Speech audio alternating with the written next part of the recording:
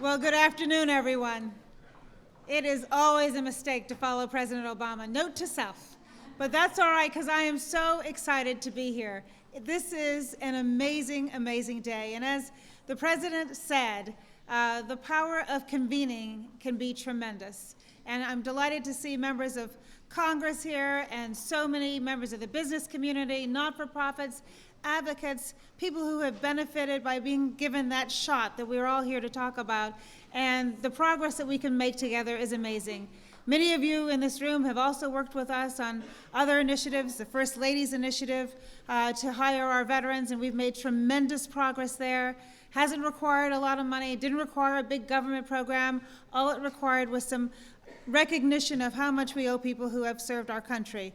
A couple of weeks ago, we had an amazing convening here where we had college and university presidents who came to help us tackle the issue of how we can get our young, disadvantaged young people thinking about applying to college, and then succeeding once they're there. And again, just simply convening and sharing best practice and highlighting what works and looking at what we can do if we can just take an issue and focus on it, put the spotlight on it. And that's what today is really all about. The President mentioned the session he had with a group of CEOs. Already, we were all taking notes about ways that we can share best practices, and we want to get that out, not just for those of you in this room, for people around the country. Take what works, take it to scale, and really have an impact, because we recognize that in this great country, if everyone has an opportunity, it will make us a stronger country. And that's what I know you all believe in, and that's what the President and the Vice President believe in, and we're going to be working each and every day to make that opportunity agenda turn into reality. So now for our next phase of the program, I'm going to introduce to you somebody you all know, because most of you have received a phone call from him maybe once, twice, 3, 4, 5 times over the last several months to get this initiative going. And Gene is in his final weeks here at the White House, and as he closes out what is his second tour of duty for a second president, I want you not only to thank him for having kicked off this initiative, but for his many years of service to our country. Please recognize Gene Sperling. Gene.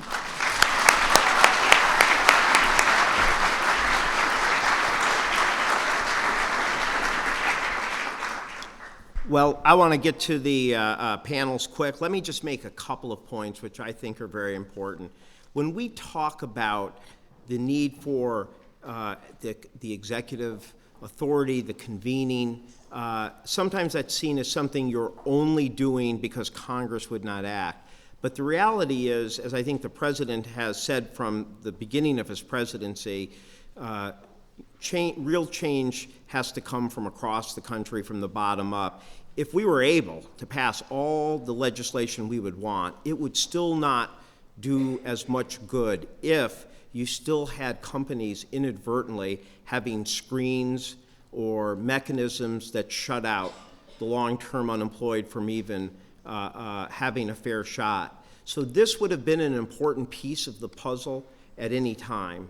And it's been also just a great example of how I think the President can help rally the nation, and just by creating awareness as well. Several of the companies that we've dealt with and who spoke to the President, the CEO said pretty explicitly that when they first heard this, they didn't think that there was anything in their mechanisms that would have prevented people from getting hired.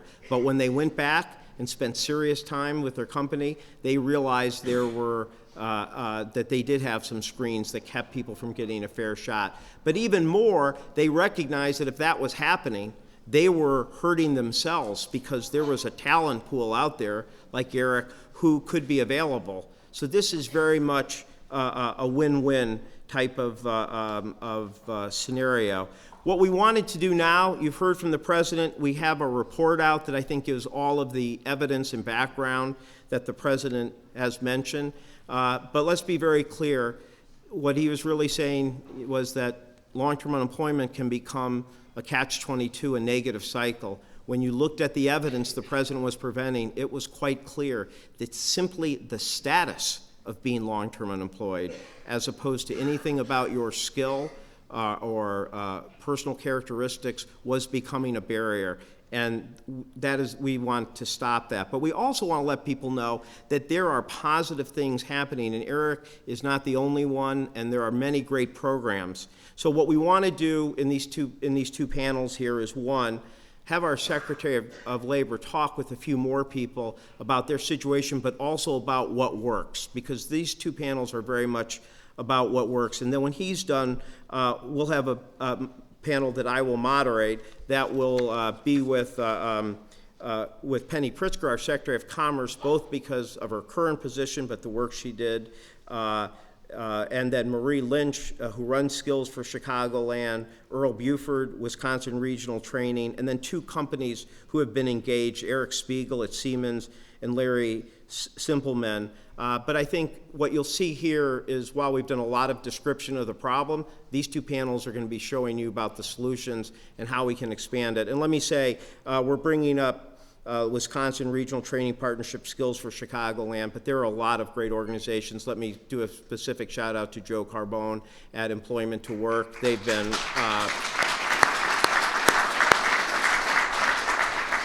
they've also been an inspiration for many. Many of us saw them on 60 Minutes a long time ago. So with that, I'm going to turn it over to our very inspired and inspiring Secretary of Labor, Tom Perez. So I'd ask Tom and his panel to come up and begin panel one. Thank you very much. And we'll have you out of here by 1:30.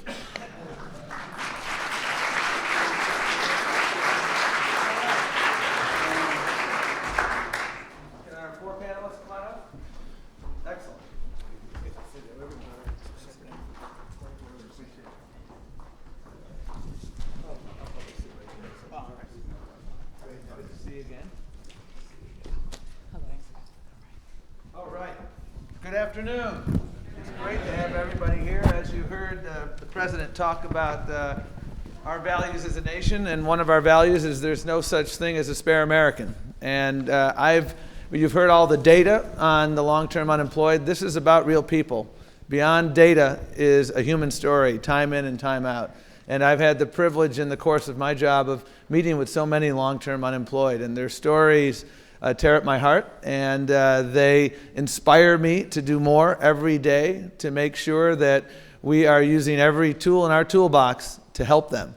And that's what we're going to talk about today. I remember meeting one person who told me recently, I licked cancer 8 years ago, and fighting cancer and licking cancer was far easier than fighting unemployment. That's something I'll never forget. And again, it's a source of motivation.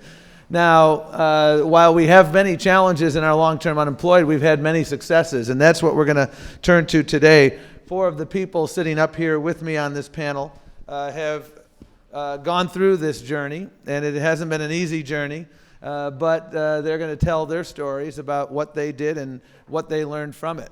One of the things that you'll learn from these stories and from the work that people in this room are doing is that the federal government, in partnership with state and local governments, and I want to thank our mayors who are here today, who play such a critical role, and our state executives here who play such a critical role, and our nonprofit partners. We're all in this together. There are 2,500 American job centers across the country. We helped over 1 million people find work last year. We're kind of like Match.com for employers and employees. Sometimes that match requires training. Sometimes that match requires other skill development. Sometimes that match involves all of the above and then some, addressing child care issues and other barriers to employment. And that's what we do, and many of our partners in state and local government are here today, as well as the dedicated employees here of the Department of Labor. And there's a number of tools that we've been using in our toolbox to help people who are long-term unemployed. One of which, and you're going to hear about it today, is on-the-job training, which is an employer subsidy. So we're taking our workforce investment dollars, and an employer who is willing to take a flyer on a very qualified person, we will subsidize that wage for a certain period of time. And what we have found is that this has been an exceedingly successful model for helping long-term unemployed get back to work. And we can subsidize anywhere from 50 to 90% of that wage over a certain period of time. And so that's one of the tools in the toolbox. We do a lot of work through our reemployment eligibility and assessment services programs. That's a mouthful, but what it is about is intensive counseling so that we can help people identify what their barriers are that are preventing further work progress. And so we do a lot of that. We do a lot of career planning. We work so closely with our community college partners, and many of whom are here today. They really are a secret sauce in our efforts to help so many people and so many employers play the role of Match.com. We have so many other tools, and I don't want to discuss all of them because I really want to pivot now and turn to our panelists. But before I do that, there's actually a fifth panelist that we didn't have time given how much we're doing, but he wins the award for driving the furthest distance. And his name is Chris Sexton. Chris, can you stand up for a moment? And I think you even have, is your wife here as well? Excellent. Chris drove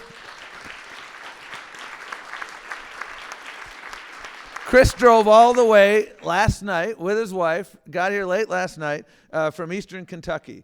Chris comes from a family of coal miners. It's been a generational, not just a vocation, but an avocation for Chris and his family. Regrettably, in 2012, Chris was laid off. He didn't expect it, but it came. And Chris, like so many other residents in Eastern Kentucky and across this country, got back on his feet. He got trained, and he is now, he got paramedic training, and now he's driving an ambulance, and he's looking forward to becoming a full-time paramedic. He is an example of the stick-to-itiveness that we see all across this country. And so I want to say thank you to you, Chris.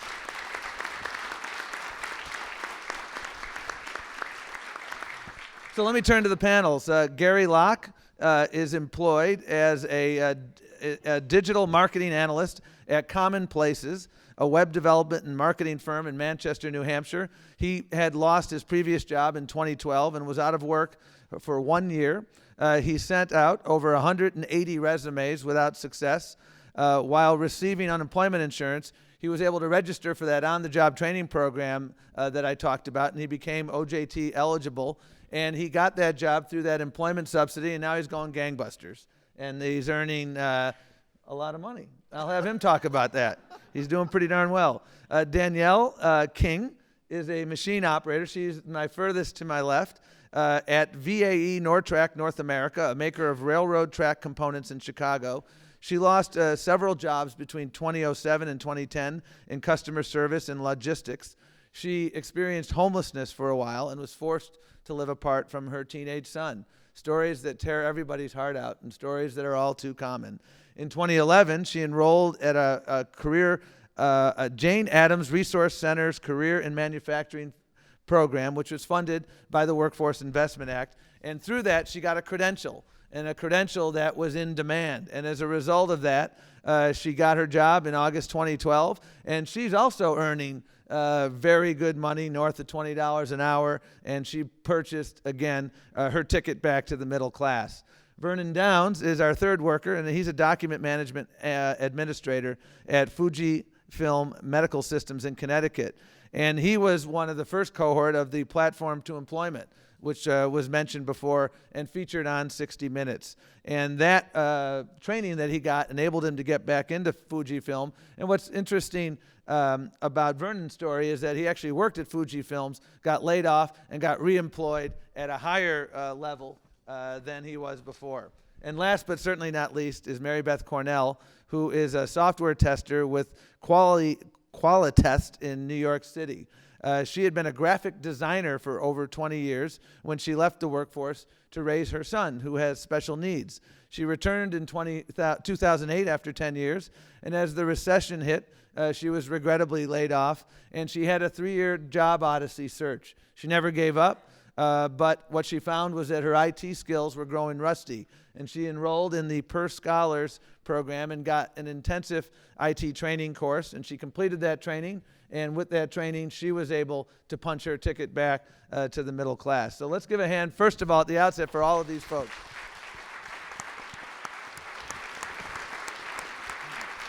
So, Gary, let me ask the first question to you. I think you mentioned that it was something like 180 job applications you sent out. What were you thinking when you kept getting no, no, no?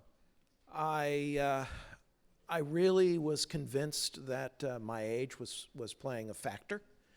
I also was a little confused because I was sending out applications for positions that I had that were very similar to positions that I'd already held, and it was always my understanding that I should be employed doing things that I had previously been employed in. And I consider myself to be probably about as lucky a man as can exist, because my previous employer took a chance on me, and I ended up having what we in New Hampshire call a wicked cool job. I was producing videos for all over the world, and to lose that, I just simply said, all right, there's a learning curve here, and I'll go at it. And Mr. Secretary, I worked every single day, had a routine, and I mean 7 days a week, trying to find the job. How did the OJT help you in your search? They were fantastic because at Southern New Hampshire Services, they have this terrific data bank. And you can go in and you fill in all of your talents, all of your abilities. And that included, and they kept emphasizing this to me, put down things that you're good at. Well, I never thought that I could make a dime as a writer, but I'm a good writer. And eventually, I had an employer, Mr. Ben Bassey. Ben's here. Ben, raise your hand there. There he is, right there. Let's give it up for Ben. Ben saw that I had this ability, and he reached out to me, and we had an extremely great phone conversation. I think Ben liked the fact that I liked to talk as much as he did. And he put me in touch with OJT, and it was a fast track from there. The rest is history, as they say. The rest is history. Danielle, let me turn to you, because you obviously got some important training as well. But can you talk a little bit about the other supports that you were able to receive that were critical for your entry back into the workforce? Yes, definitely. I want to start off by saying that the Workforce Investment Act was super beneficial, because I was able to... I didn't ask her to say that, by the way. I just want y'all to know that.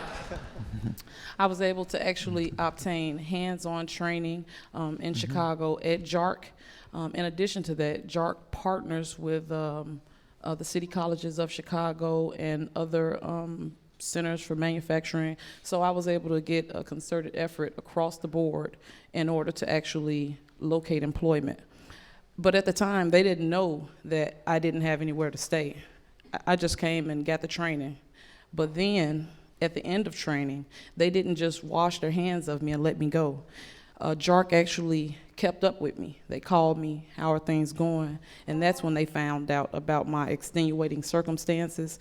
So they then used the Social Innovative Fund, which was critical, because I was going to work every day, but I was not anywhere stable. So, you know, my job could have, you know, I could have missed a day and it'd been gone just like that. But what JARC did was they had a whole resource where they partnered me with people like Be Benevolent and the Community Housing and Development Corporation, where I was able to then obtain housing. They helped me, you know, with my credit. They helped me with transportation, because, you know, when I first start the job, I don't have any money to get there.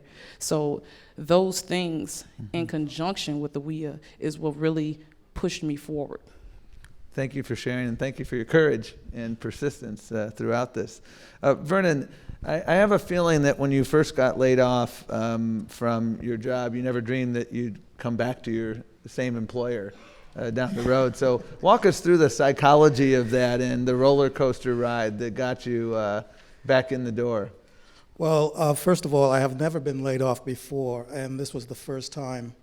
My situation is a little bit different. I had to receive a letter from the Department of Labor about the P2E program.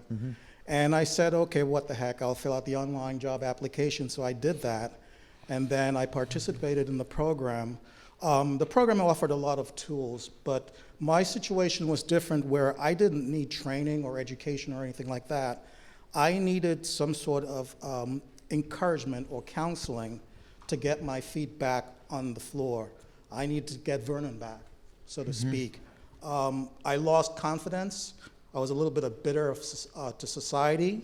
I wanted to somehow deal with that, and because of the services with P2E, I was able to, so to speak, get my swagger back. So with that confidence, I think after realizing the downturn in the economy, being laid off from Fuji was not a personal thing. I was devastated. I thought it was just me. I thought I had failed. But because of the economy, you know, they had to make a decision, and obviously I was the result of that decision. I received a call from a colleague from Fuji Medical System about a position, so I applied for the position, and I was rehired. One of the things they asked me about, how do I feel about coming back to the company where you got laid off? I said, hey, you had to make an executive decision, and I was the result. So I was able to overcome that bitterness and move on. But the most important thing about the P2E program is the fact that my situation, like I said, I didn't need training or anything. I needed to get Vernon back, and that's what they did. I am the product of the P2E program, and thanks for Joe Cabone, the labor Where's Joe? department. Everybody's talking about Joe. there. Joe, come on, stand up. Yes. This guy's helped thousands of people. And I have to say that the people at the workplace understood my situation. They were caring, and I was able to feel comfortable. You got to be comfortable about yourself. And like I said, having the confidence back, my dignity, integrity, I'm able to move on. I'm ready for the next step. The woman who introduced the president at one of the events when he was advocating for the extension of benefits, a woman named Catherine from Connecticut, she told me that she often feels a poverty of spirit. And I talked to her 8 weeks ago, but that word is still remembering. And when you talk about getting Vernon back, I know Catherine's going to get Catherine back too, and I know everybody's going to get everybody back here. And I appreciate your inspirational words. Mary Beth, I would first like to start by asking you about your insights when you re-entered the workforce after having been out for 10 years. What were the challenges there, and what did you learn from that? I would say the biggest challenge was where to start. You know, what should I do first? Where should I go? When I went out of the workforce to raise my son and take care of my mother-in-law who had Alzheimer's, Facebook didn't exist. The social networking thing, the whole landscape was not there yet, really. And so I was a fish out of water, and that was a big challenge for me. But I learned, if growing up, never to feel sorry for myself, and I'm industrious, and I was able to get a lot of work from help from Workforce One, FEGS We Care, the YWCA, Department of Labor, who all played a part in helping me gain skills that are relevant to today. But the one thing that I didn't have after going to those programs was something that I could show an employer to prove that I had the skills to do the job, and that was a certification. And at Perscolis, when I was accepted, I worked very hard with a lot of, as all the students there, to get a certification, CompTIA A+, and it made a very big difference Before I even graduated, I had a job along with about 13 other students in Perscolis, and now I've started a new job at Qualitest. That's in Fairfield, Connecticut, by the way, not in New York City. I live in New York City. Right. And I've been working there for 2 months. It's an awesome place to work, and I look forward to making a commitment there. Great. Thank you for sharing that. I have two more questions and if we could go through in sort of a lightning round fashion, because I don't want to shortchange Secretary Pritzker and her wonderful panel as well. There are a number of remarkable business leaders in this room, and elected officials, nonprofit leaders. What advice do you have for them based on your experiences? And then my second question for you will be, there are so many people who draw inspiration from your service. And so as I get my letters from people who continue to struggle and haven't had the success you found, what do you want to say to them as well? To all of the prospective employers, I would say don't go looking for, don't pigeonhole people, and believe that somebody with life skills will benefit your company. I would say that you need to really think outside of the box. We're all contributors to our society, to the American society. We need to collaborate. We need to work together. We also need diversity. When I walked in the door, I think the gray hair, the over 50s, that was a trigger. I call it the virus, for being deterred from giving the opportunity to work.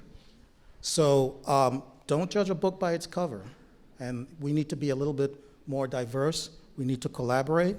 For other fellow unemployed, long-term unemployers, or employees rather, don't give up hope, okay? Hope is very important. And we have self-worth, we have dignity, but hope is the most important thing. Never give up hope. Persevere.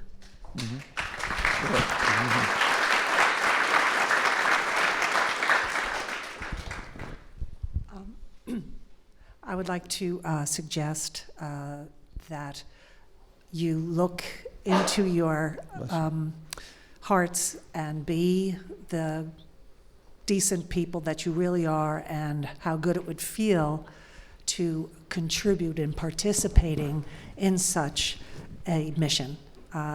There are companies such as Ralph Lauren and Barclays, and I can't think of them at the moment, but have many responsibilities for the economy, but also really enjoy partnering with these very caring organizations.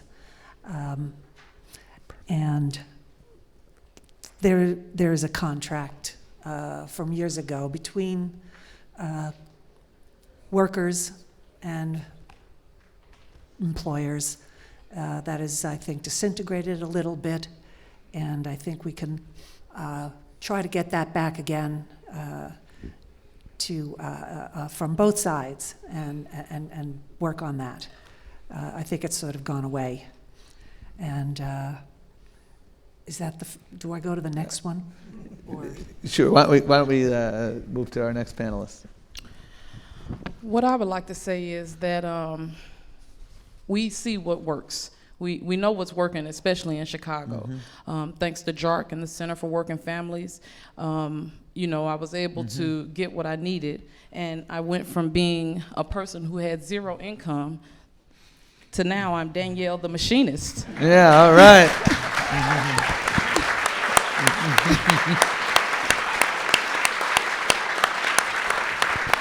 And what I want to do is challenge all of the employers, because my job is a really wonderful job, and thanks to the HR people at my job, like Tamika Jackson, who had the insight to, you know, look past the fact that I hadn't been in my industry for a long time. They looked at me as just a person who took the initiative, and now I'm a hard worker. I look for employers to, look at people in that essence, as opposed to what have you done just recently, because we are worth so much. There are so many valuable people who can add so much to these companies, and I just hope that, on a mass level, we can get that going. Great. Well, there are many takeaways, but in the interest of time, I'll simply observe three. I hope you have seen that there are many tools in the toolbox to help our panelists, Chris, and the millions of other people who, through no fault of your own, have fallen on challenging times. And it's not simply training, as you point out. It is other programs and investments that help you get back on your feet. That for me is a takeaway number one. And it's not simply the government. It's our partnerships, the folks in this room. It's really remarkable. Secondly, I've had the privilege of working with so many employers in the course of various jobs I've had. And we've worked on issues of hiring people who are veterans. We've worked on the issue of hiring people with disabilities. We've worked on this issue now. And what I have heard every time from an employer, why am I doing this? Why am I taking these efforts? I hear the same thing. It is in my enlightened self-interest. This is a remarkably talented part of our American quilt.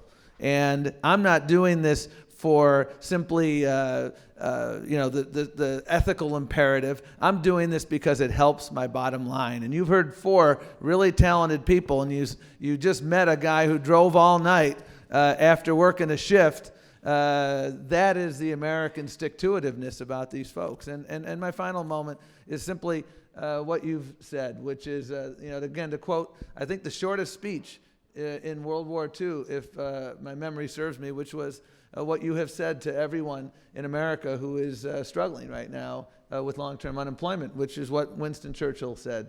Don't give up, don't ever give up, don't ever, ever give up. And your stick-to-itiveness, I'm sure, is an inspiration to everyone. So thank you very much, and I'm going to turn this panel over to the next, and we'll go from there.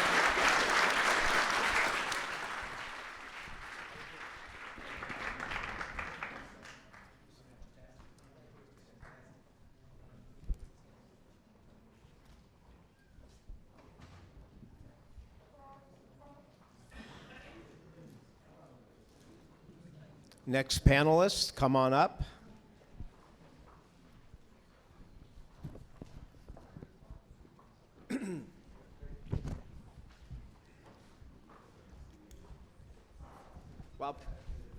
While people are finding their seats, let me just say a couple of things. One, I gave a really great and well-deserved shout-out to Joe Carbone for the great work he's done, but I didn't say the name right. Platform to Employment, so thank you.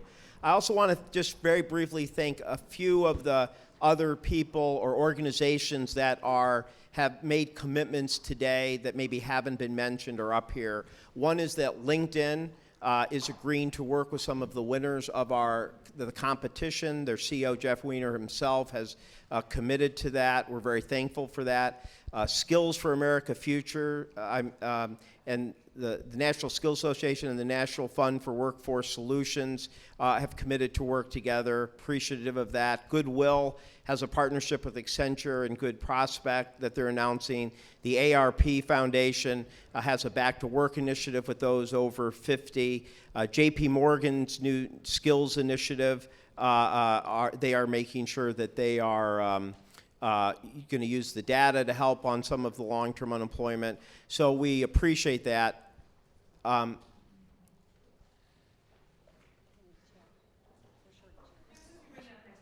Okay. So let me just also then, while we're doing that, remind everyone of we obviously had the employer commitment. First thing I want to make very clear is today's announcement is not the destination. It's a launch. We want more companies to sign up and be part of this.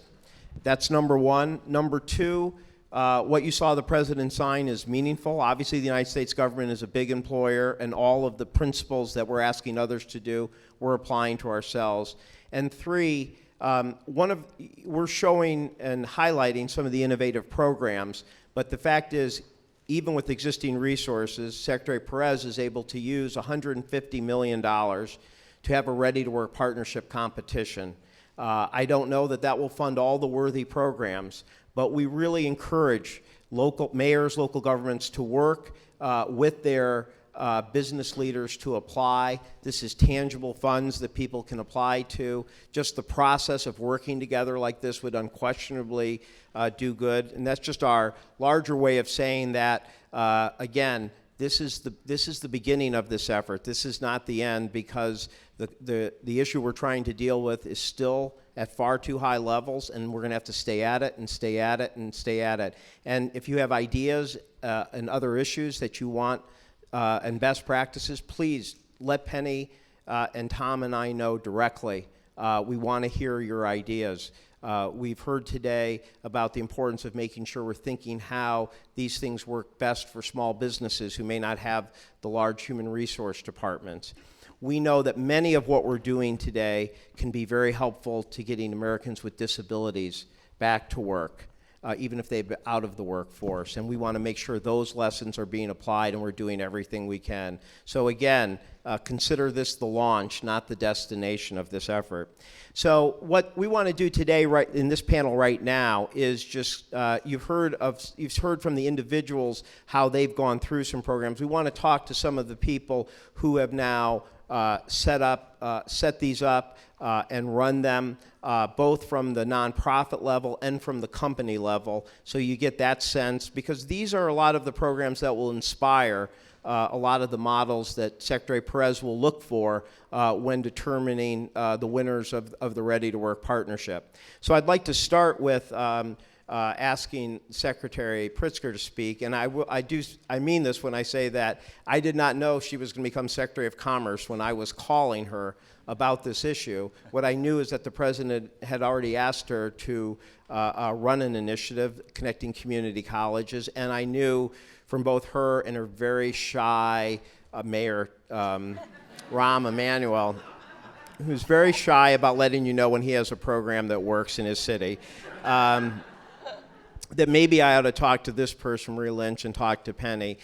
In this case, everything Ram said is correct. It has really been one of the great models that we want to replicate. So, Madam Secretary, both in your current role and in helping to create this program, I'm going to start by turning it over to you. Well, thank you, Gene. I will be short because I want to get to the content of our terrific panelists. But first, I actually think the thank you goes to you.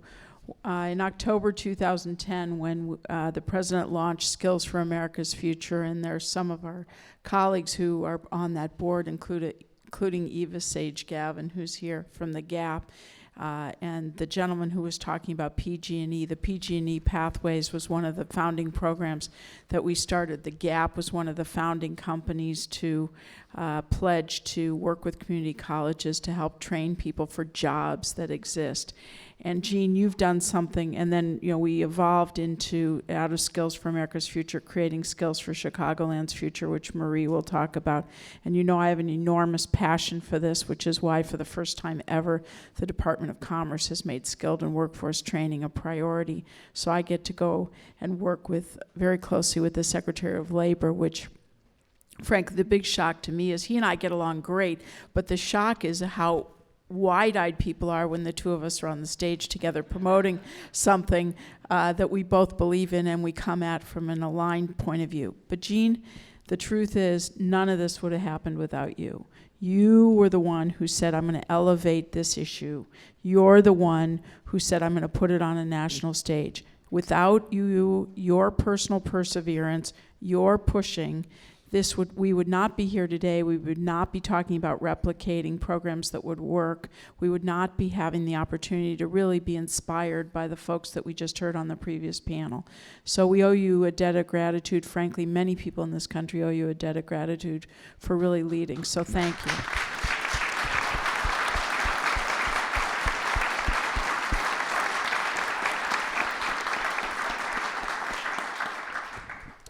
Well, Maria, I'm going to go to you. The one thing I did want to say, so we make sure we're connecting everything here, is that when we're all working on this together, Penny's team and Tom's team, Byron Agist on my team and others, we're looking at the whole system together. The big elevation you've seen is the president asking the vice president to now head that up. And this is really to look at each and every program and ask, even without legislation, what can we do to make it more job-driven, more demand-driven? So everything we talk about here is important, and there are special issues and barriers for the long-term unemployed, but in a sense, all of it does come back to that one central mission of our skill programs connecting people to the jobs they are eligible for, or training them with skills for the jobs that are open or will be open shortly. So, Marie, when we first talked, the thing that I was most impressed with was simply how hard-headed you were. No, but I mean that because I think it's important for people to see the degree that you take very seriously the challenges of businesses and how you've tried to make this very hard-headed and practical, and I guess easy for them to say yes. So tell us a bit about designing something with the needs and transaction cost in mind for the businesses you're trying to get to commit to hires. Great. Thank you, Jean, I think. No, I'm just kidding. So Skills for Chicagoland's Future is a concept. We've heard a little bit about it today, but the concept of it is truly public-private partnership to lead with the demand side, to lead with the corporations. So when I look out into this room today, I see all the CEOs and think about the potential here, because our job and our mission is to get commitments to hire from the companies, and not only because it helps with corporate responsibility, but mostly because it helps with the bottom line. And to do that, we get commitments to hire, signed contract commitments to hire, and we then we have a recruiting and staffing team back in the office, and they are actually looking for all the great talent of the unemployed, and they find it. Sometimes we are creating different types of training programs for the company. We don't run them, but the company needs them. But the concept is you lead with the employer. We don't spend a penny of time, talent, or dollars unless the company has said it's what they need, and then we help make it easy for them. We approach it very much like a private sector engagement, and I think that the corporations have been critical to this. A good example, the president commented on Greg Merity, and actually Greg should probably stand up because he's with us today. Greg, could you stand up? There's Greg. Thank you, Greg. Sometimes it's best to take these big ideas and put them into a practical perspective, right? And the practical perspective is GoHealth as a company was hiring 600 people. They ended up hiring almost 200 through us. And they needed people trained in a special insurance certification, which is a fairly short program, but they were having trouble finding enough talent. Greg, a man with 30 years of experience and had not worked for several years, our team found him and ended up getting placed into this train to hire experience and was working, as you heard, in a few weeks. But the concept, again, is really the commitment from the employer. And I think the biggest learning from all of it was bringing together, the public, private side of this, and bringing together the private sector to really be a part of this. Could you give an give just a tiny bit more? They come to you with that, and then tell us exactly what you then did. You went to the employer. Yeah. Let me go a little farther.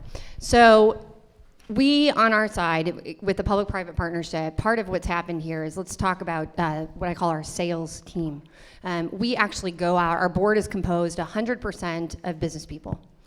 The chief human resource officers were one of the first people that stepped up to help us break this giant stigma issue. And they stood there and made commitments to hire, and they were our leads. We then also, I would comment, is every time there's a new jobs announcement in Chicago by the mayor, we then get an immediate introduction and go talk to that company about their hiring. You have to have a product to give to the employer. And the product is a very specialized, nimble, consultative recruiting team that understands and listens to the employer's needs and then designs a solution. Sometimes those solutions don't involve any training. We're finding people in other occupations that we can directly put into those positions, and it's done. We slide in almost like a staffing firm in some respects, except what we run up against, of course, is a stigma issue. So you have to bring really good talent.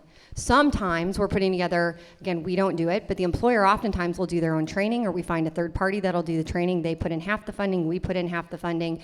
But nobody goes through training, not one person, unless the employer has interviewed them on the front end and said they have the soft skills and the cultural fit, because we don't want to waste a dollar.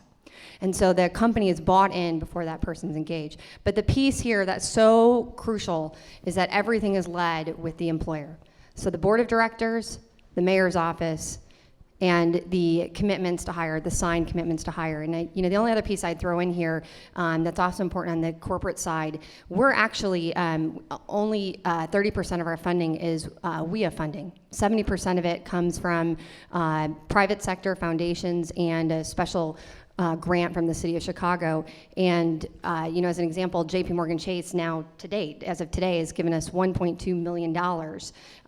That type of funding has allowed us to be really innovative in terms of the types of talent I can hire to work, the types of ways we can sell with companies, and the way we can develop and design very customized, truly individualized solutions for every company we work with.